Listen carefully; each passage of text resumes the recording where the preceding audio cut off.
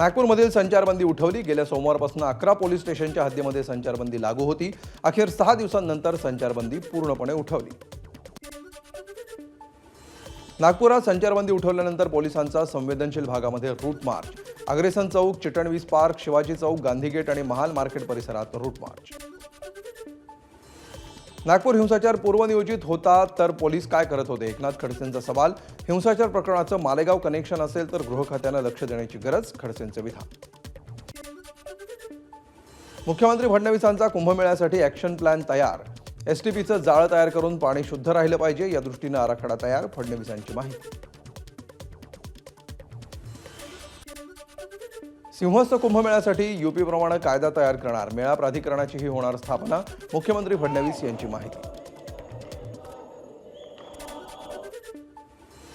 कुशावर्त तीर्थाचं पाणी बघून फडणवीसांकडून नाराजी व्यक्त। कुशावर्त तीर्थाचं पाणी स्वच्छ करण्याच्या फडणवीसांनी दिल्या सूचना।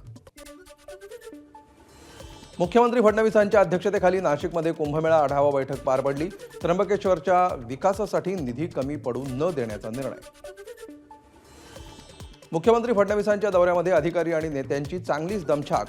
मोजकीच वाहनं पाहणी दौऱ्यावर गेल्यामुळे विभागीय आयुक्त प्रवीण गेडाम आणि त्यांच्या स्टाफला अक्षरशः धावावं लागलं।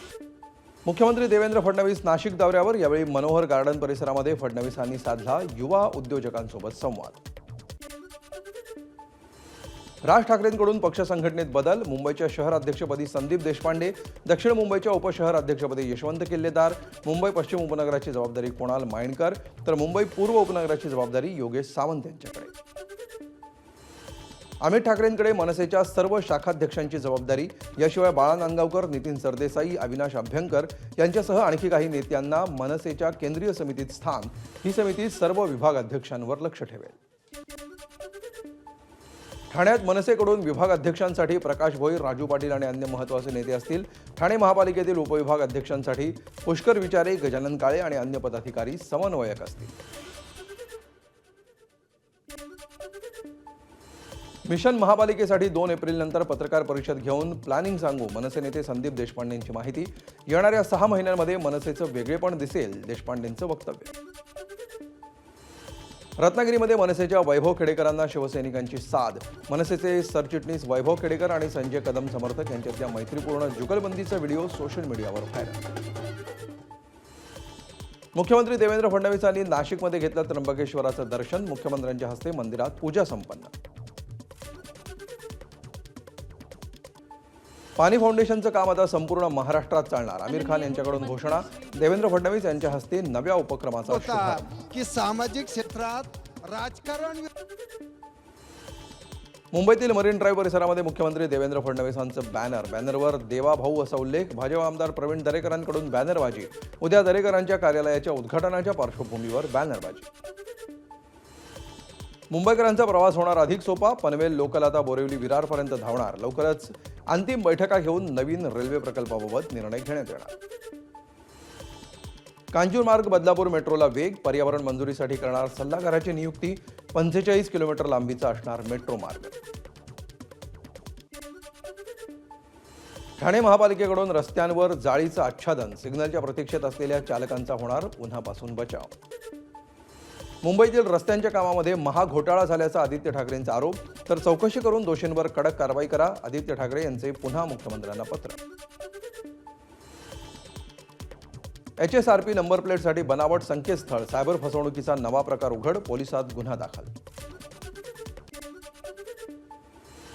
मुंबई गोवा महामार्गावरील पेण वाशी नाक्यावर मोठी वाहतूक कोंडी, वाहनांच्या लांबच लांब रांगा। मुंबई महानगरपालिकेची विशेष स्वच्छता मोहीम, 79 किलोमीटर अंतराच्या रस्त्यांची केली स्वच्छता। मुंबईत 25 मार्चपासून नालेसफाई सुरू होणार, नालेसफाई करताना चित्रीकरण करणं बंधनकारक। मुंबईच्या साकीनाका, कुर्ला, पवई परिसरामध्ये अनधिकृत लॉजिंग विरोधात मनपाची मोठी कारवाई। 13 इमारती केल्या जमीनदोस्त, आणखी 108 अनधिकृत लॉजिंगवर कारवाई करण्यात येणार।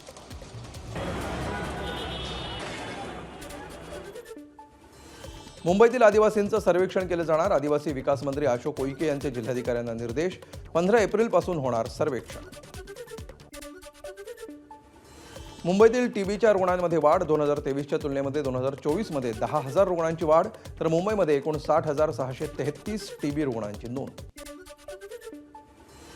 राज्यात सर्वाधिक लोकसंख्या वाढीचा दर पनवेल शहराचा. वाढत्या लोकसंख्येमुळे भविष्यात मूलभूत सुविधांची वानवा होऊ नये यासाठी पनवेल महापालिकेकडून नियोजनावर विशेष भर. पुण्यात फेब्रुवारी महिन्यामध्ये 19,000 घरांची विक्री. नागरिकांचा कल परवडणाऱ्या घरांकडे असल्याचं स्पष्ट. 19,000 घरांच्या विक्रीतील 50 लाख रुपयांपर्यंतच्या घरांचं प्रमाण निम्म्याहून अधिक. शिवाजी पार्कमध्ये गवत लागवडीसाठी 80 लाखांचा निधी मंजूर. महापालिकेच्या पर्यावरण विभागाकडून निधीला मंजुरी. तज्ज्ञांच्या सल्ल्यानुसार योग्य गवत प्रजाती निवडून त्याचा अहवाल पालिकेला सादर करावा, पालिकेचे निर्देश. मोबाईलवर मॅच बघत बस चालवणारा खासगी बस चालक बडतर्फ. परिवहन मंत्री प्रताप सरनाईकांकडून कारवाईचे निर्देश. एसटी प्रशासनानं संबंधित खासगी कंपनीला ठोठावला 5,000चा दंड. पुण्यात घरफोडी आणि वाहन चोरी करणारी बारक्या टोळी गजाआड. पोलिसांनी 5 जणांना अटक करत 10 लाखांच्या किमतीच्या सोन्या चांदीच्या दागिन्यांसह 2 लाखांची वाहनं केली जप्त. पुण्यातील आंतरराष्ट्रीय मेफेड्रॉन प्रकरणाचा सूत्रधार संदीप धुनिया व्हिएतनाममध्ये असल्याची चर्चा. पुणे जिल्ह्यातील कुरकुंभमधून 400 कोटी रुपयांची मेफेड्रॉनची तस्करी लंडनमध्ये केल्याच्या प्रकरणामध्ये पोलिसांकडून चौकशी. एबीपी माझा, उघडा डोळे बघा नीट.